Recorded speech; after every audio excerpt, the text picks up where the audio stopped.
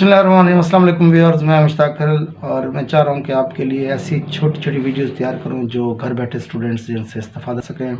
इस सिलसिले में हमारी M A Urdu, M A international relations, M A political science और LLB की वीडियोस ऑलरेडी अपलोड हो चुकी हैं। आप हमारी प्ले लिस्ट में जाकर उनकी तैयारी कर सकते हैं। इंग्लिश के स्टूडेंट्स के लिए भी हमने जो मेन पेपर्स हैं इंग्लिश के, नावल, ड्रामा, पोइट्री, इनके इंपॉर्टेंट क्वेश्चंस की वीडियोस अपलोड कर दी हैं।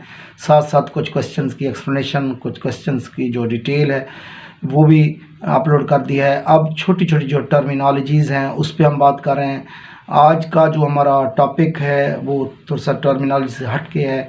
रोमांटिक एज के हवाले से हम बात करने जा रहे हैं कि रोमांटिक एज कब से शुरू होती है और कब इसका अख्तिताम होता है। तो ध्यान में रख रहे हैं कि इंग्लिश हिस्ट्री के अंदर आपकी जो रोमांटिक एज है वो 1798 से शुरू होती है। 1824 में ये एज अख्तिताम पजीर होती है। 26 साल का मुख्तसर दौर है।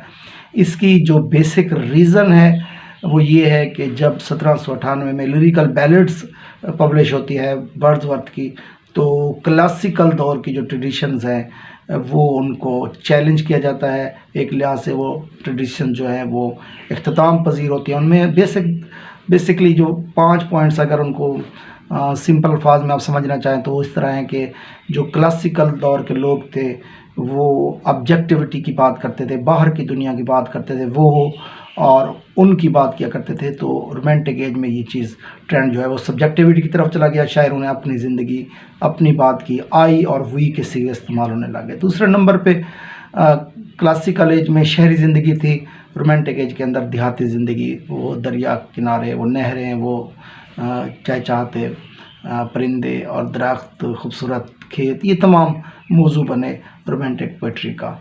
तीसरे नंबर पर जो क्लासिकल दौर था वो ख़यालात की बात करता था, माइंड से क्रिएशन के हक़ में था, जबकि रोमांटिक दौर जो है वो जज्बात के हक़ में था। यहाँ पर जो इमोशनल चीज़ें लिखी गई, जिनका ताल्लुक़ हमारे इमोशन से होता है, वो चीज़ें लिखी गई। चौथे नंबर पर जो क्लासिकल दौर के लोग थे वो रूल्स एंड रेगुलेशन के बड़े पाबंद थे, वो रदीफ़ काफ़िया की पाबंदी के कायल थे। वो नाप तोल के साथ हर चीज़ को देखा करते थे कि एक शेर है तो उसका वज़न ख़ास तौर पर उसका ख्याल करते थे। लेकिन रोमांटिक दौर के अंदर ये पाबंदी ख़त्म हो गई, शायरी आज़ाद हो गई इन पाबंदियों से, और इसके बाद हमारे पास फ्री वर्स भी आती है, आज़ाद नज़्म का तस्वर भी आता है और बहुत खूबसूरत शायरी हमारे सामने आती है। और आखिरी बात यह है कि जो क्लासिकल दौर में शायरी थी वो मुश्किल अल्फाज में लिखी जाती थी, बहुत टफ़ लैंग्वेज इस्तेमाल की जाती थी, एक ख़ास फ्रेज़ोलॉजी जो है वो सिलेक्ट की जाती थी शायरी के लिए। लेकिन जो रोमांटिक दौर है यहाँ पर कॉमन पीपल की जो लैंग्वेज है इसको शायरी का ज़रिया बनाया गया। इवन के वर्ड्सवर्थ और कॉलेज ने रस्टिक्स का कहा था कि रस्टिक्स जो है उनकी लैंग्वेज को हम शायरी में यूज़ कर सकते हैं। तो यहाँ पर वो जो डेफिनेशन है, spontaneous overflow of powerful feelings, और फिर कॉलेज में इजाफा कर दिया था कि थाट्स रिकलेक्टेड इन ट्रैंक्विलिटी।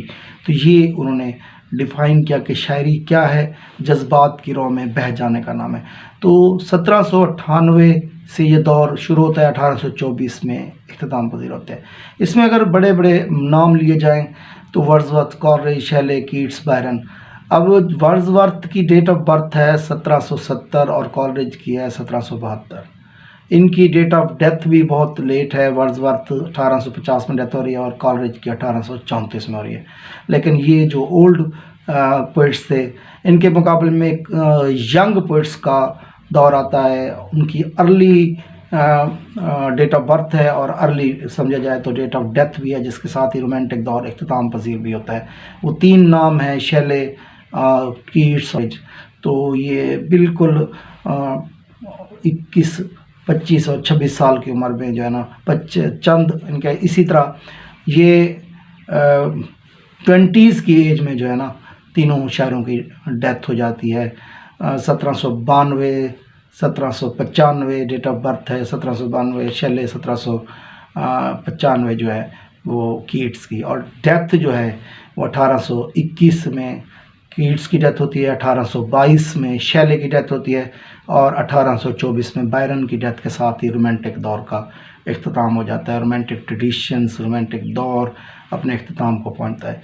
अगर इस दौर के नावलिस्ट की बात की जाए तो इनमें 2 बड़े नाम हैं, जॉन ऑस्टन جن کے بہت خوبصورت ناول جو آپ کے پاس پرائڈ اینڈ پریجڈس ہے اور سر والٹر اسکاٹ، یہ دو نام ہیں ناول کے لحاظ سے اس دور کے. باقی یہ دور بنیادی طور پر پوئٹری کے حوالے سے اپنا مشہور دور کہلاتا ہے. بہت بڑا ایک چینج آیا سابقہ ٹریڈیشنز میں، سابقہ ادوار میں، سابقہ جو ادب کے اندر مختلف رجحانات چل رہے تھے وہ یکسر تبدیل ہو کر رہ گئے. تو یہ ہمارا آج کا ٹاپک تھا کہ رومانٹک ایج کب سے کہاں تک ہے، کب شروع ہوتی ہے اور کہاں ختم پذیر ہوتی ہے، اور دوسری بات یہ کہ رومانٹک ایج کی بیسک جو کریکٹرسٹکس تھیں وہ کیا تھیں. تو اپنا اور دوستوں کو بہت خیال رکھیں. السلام.